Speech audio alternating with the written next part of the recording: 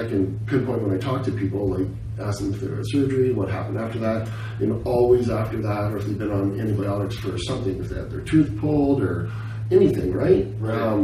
Their digestion and something changes afterwards, right? So when you look at your overall gut health, there's the 3 bacteria that are bad, right? So C. diff, E. coli, and Candida. Right. So if those get out of balance in any way, then you have what's called a leaky gut syndrome. And like I'd say like 90% of the people out there have leaky gut syndrome now. Wow, really? So, and don't even realize it. No, and it causes so many problems because if you think about this, everything you put into your body goes through your stomach, and then whatever waste is not being used, if you have leaky gut, then you're just wasting or leaking toxic waste or shit into your body, and it's going everywhere. So now you have like inflammation problems, skin problems, allergies, psoriasis, acne, like so many things stem from that. So all autoimmune disorders and disease can be stem from your stomach. Wow. So what's a good solution to anyone that has leaky gut that might not realize it? So you can fix it, but it takes a lot. You'd have to go see like a naturopath or a functional medicine doctor. I saw a functional medicine doctor because I kept having like injuries all the time, like tearing tendons, and I shouldn't have been. It was just, so he figured out that I had leaky gut syndrome, and then I was vitamin and mineral deficient in vitamin D, iodine, and magnesium, so I had to change those up and made a big difference. But he got me on a certain prebiotic, a probiotic, and a whole bunch of like stomach acids, so digestive enzymes, and to fix it. I gotta see one of those people because I take a pill every day for acid reflux. Like I gotta. See, that's the worst thing you could do. Yeah, see, that's what you shouldn't do that. Yeah, but that's the Western medicine just covering it up. Well, I've been on that for way too long, so you and I should talk after this. You don't actually produce enough acid, so you need to put more acid into your body. And they had me on this thinking that it's an overproduction of acid. Yeah, it's not. It's the worst. So it'll just get worse and worse. Yeah. Okay. So if you fix your gut health, like it's such a huge topic. You'd be able to fix like so many other things, right? Yeah. Well, I guess if that's where it's all going to begin with, even before it goes up here, right? Yeah. So well, because if you're feeling like crap from your stomach, then mentally, like you know how with mental illness and anxiety, like then when we start overthinking things, that's when it makes it worse, right? And then it's up and down, and you don't eat as well, like all that kind of stuff, right? So it is a vicious cycle. Yeah. Right? Did your leaky gut start with your bodybuilding diet? Because this is a common misbelief that people think that clean, like bodybuilding are healthy. Yeah, like the diets aren't always healthy, right? A lot of the time they're not at all, right? No, it's not at all. So what you eat to become...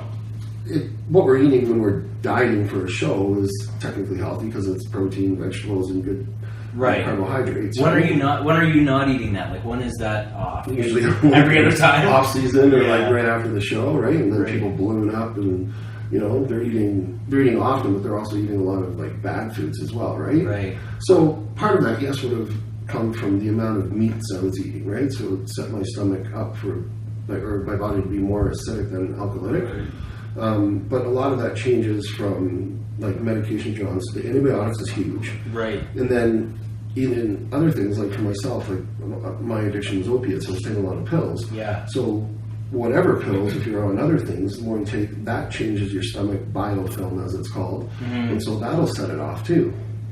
So, you know, and it just continues. Right.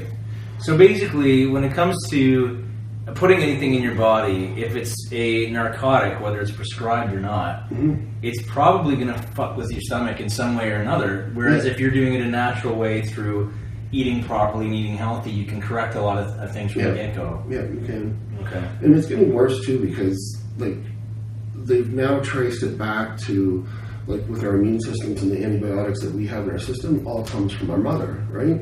So if your mother, as you're coming down through the birthing canal, if she was on any type of antibiotics or medication during the birth, you will then like not, so you, if she was stripped of her good bacteria, you're not going to get it now. Right. And then, for instance, after that with mother's milk, if she's on antibiotics or any type of medication afterwards for postpartum depression or anything like that, now you're going to get it. So now you're starting off right from the get-go with the damaged immune system, no good bacteria to help fight off other disease. That's why like kids nowadays, like there's so many autoimmune diseases that didn't exist. Like, anxiety didn't exist back then, Right, yeah. And like all these other things, and people are like allergies and everything, and you wonder why, and it's all stemming from your good bacteria, and your body's just out of balance. Really? So it's just going to get. I knew this was somehow all my mom's fault. That's right. Just kidding, Mom. Love you. Okay, well, I mean, the thing that we're all connecting here is when it comes to anxiety and depression, you still are, the old cliche saying is you are what you eat. Yep. So if you're eating shit, you're gonna get shit. That might come out in the form of anxiety. Sorry, buddy. That might come out in the form of anxiety and depression. Very true. Colleen, how's Paulie's diet, by the way? Let's just say tonight for dinner we had a nice special. He had a nice special. What was it? A monster and Rockstar. Rockstar. We were talking to sponsors. Sorry, sponsors. Rockstar. Sponsorship deal here. And banana gummies. They're good though. Banana gummies. They're pretty good. They're on sale at Food Basics. And cinnamon toast crunch you got for the week. So is there any nutritional value in any of that? Absolutely nothing. So he's running on the exact things you want to be avoiding. Yep, 100%. All right. Well, You need an example. But you do good. I mean, mentally you do well with dealing with. I don't always eat this diet. Like, now I'm just trying to backpedal. Yeah. I had spaghetti twice today. Good for you. I had White or brown? White. So that's bad. Yeah. Refined white flour. I white made sugar. it, so I think it was probably pretty bad. Yeah, it's high glycemic. Yeah. So Tasted anything good. So when you say the slower digesting carbs, you're talking about sort of whole wheat and anything that isn't like white bread or white pasta, like you said. Yeah, white bread, white rice, like anything that's white, like white flour, rice, like all that stuff. It's high glycemic, so there's no nutritional value. It's been refined and stripped. Right. So whole wheat pasta or whole grains is better than the other.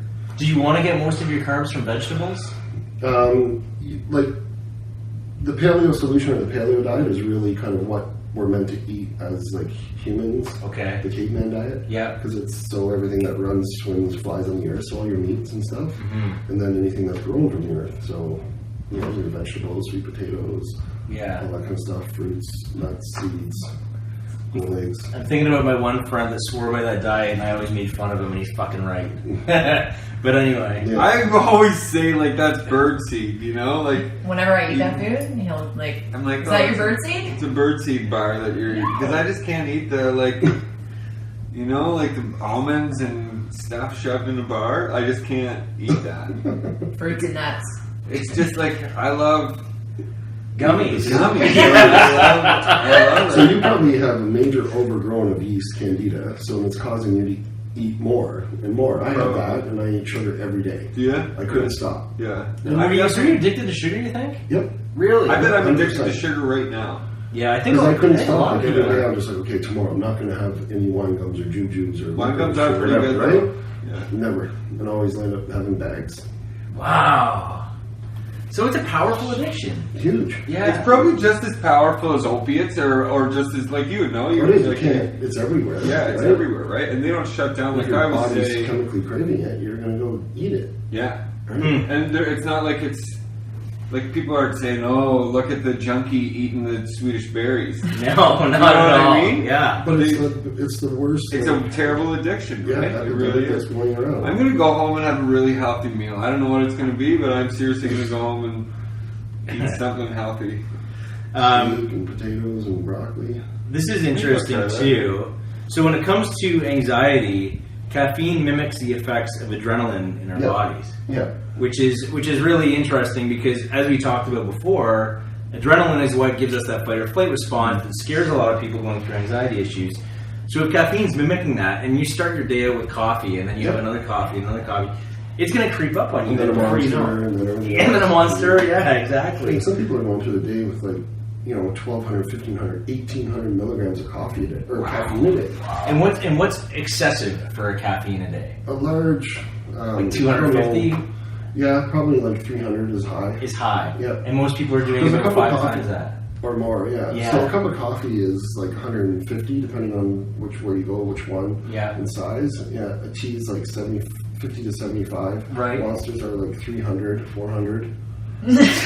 So he's already pushing about 1 Yeah. month a day. Just Or one not rock drinking star. So What? now you'd think, okay, Oh. like, and caffeine has Wow. like a 6-hour half-life. Yeah. So if you have it, you could have it in the morning or like have a monster at say 3 in the afternoon, like just need some energy. It's still going to be in your system like late at night, and then you wonder why you have sleeping problems, and it's a vicious, like, you know what I mean? Right, It goes yeah. on and on. Because even though you might fall asleep, your quality of sleep is probably not. Yes, because there's 4 different stages. You might only be in stage 1 and 2, Right. not getting recuperative recovery sleep. Right. Because of the caffeine that you had in the morning. Yep. Right. Yep. And a lot of the people suffering with anxiety and depression, a lot of them have sleep problems, whether it's oversleeping or not sleeping enough and insomnia, right? Yeah. So you might want to There's check. more anxiety. Absolutely, yeah, because people are thinking, oh, fuck, I'm only going to get, 4 or 5 hours of sleep tonight. Yeah. I remember I was dealing with it, and I wasn't eating healthy, mind you, but when I did, it was always in my mind, I'm like, am I going to get a full 8 hours of sleep? I need if I wake up at this time. And I'd always play the math game in my head. Yeah. But I never thought, oh, well, 12 hours ago, it could have been the green tea that I had that's still messing with my sleep cycle. Yeah. So, again, the key points we're saying are pretty simple. Cut out caffeine, cut out sugar, cut out alcohol, but it's easier said than done. It's Yeah. just, it's all over the place. I cut out alcohol. Yeah, well, we've all cut out alcohol Yeah. for the most part, so that's one good step, but... Sugar's next. That's going to be tough. You know what? I think I'm going to do a little science experiment and try to cut out Rockstar. Sorry, Rockstar. But unless you sponsor Unless us. you sponsor us, but I don't know. Yeah. Just to see how that works, right? And see if my sleep improves. Because I struggle with my sleep. Especially being on the road, I really struggled with my sleep. Was that because of it was a unfamiliar setting, or... I mean, the beds in the hotels were comfy. Really? They were super comfy, yeah. But I didn't snore. I'm not. I don't know. I think that it could have something to do with it. I drank Rockstar every day. Well, What's the latest you would have one in the day? Like I could definitely drink one at 10 o'clock at night. Oh, No my problem. And still go to And bed. still go to bed. yeah, bed, right? And still go to bed. This is where you get the quality sleep. Like comes I probably in. don't go into a REM sleep though. Like I probably don't, because I'll be up at 3 o'clock, wide awake. Probably have a cigarette, and then go back to sleep for 2 hours. Central nervous system. God, this is Yeah. like... Yeah, I was just gonna say. So cigarettes. What do cigarettes do on the body? Like, I'm the worst for this podcast.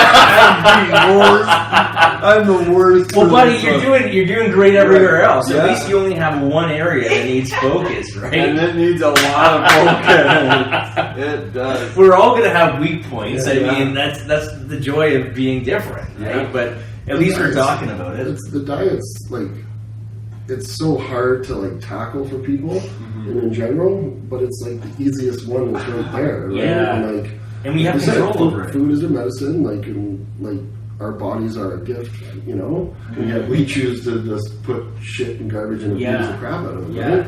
Imagine if you didn't and you thought of it like that, like, okay, well, I've been giving this, like, you only have one shot of living, like, why not give it good, healthy food? Right. Yeah. Right? But we always go, it takes a conscious decision to Yeah. eat better. And the shitty thing is, if we all actually, I mean, I wonder how many people are actually going to change after watching this. Probably not many. Probably Not not. one. Yeah, Not there we go. one. We got ready to give it a try. I'm We'll see about guilted that into next it. week. But if we were all to just Yeah. start eating healthy Tune in. from the beginning, when it comes time where you're approaching, let's face it, we all go to the doctor's office because of sugar or caffeine or whatever, because 9 times out of 10 it's obesity or it's potential diabetes or it's maybe heart problems with high blood pressure. These are all things that had we cut out sugar and caffeine earlier on, we probably wouldn't be going to the doctor's office. Or it's anxiety and we don't know why. But it stems from learned behavior from parents that were never taught what proper nutrition foods are, right? So you Yeah. go through the grocery stores and you can see that in shopping carts where like, it's chips, it's pizza pockets, it's just like refined garbage food that has no No nutritional value. not all, and they wonder why, and then they're setting their kids up like they're probably already clinically obese, and then now they're going to have self-esteem issues, and then then depression, anxiety comes in, social problems, like it's all. It's interesting how connected they are. It's all. Yeah. All of it is connected for sure. Totally. So what do you think? An eating disorder is the most fatal mental illness, and that's a common fact. Like through CMHA, is like an eating disorder That's is a the good most, point. is the most fatal, Body. and it's body image for sure. But if you could give any advice, because But I it's know the there's control. people that Right? are Because they throw off because the- it's their mind, right? But if you could give any advice on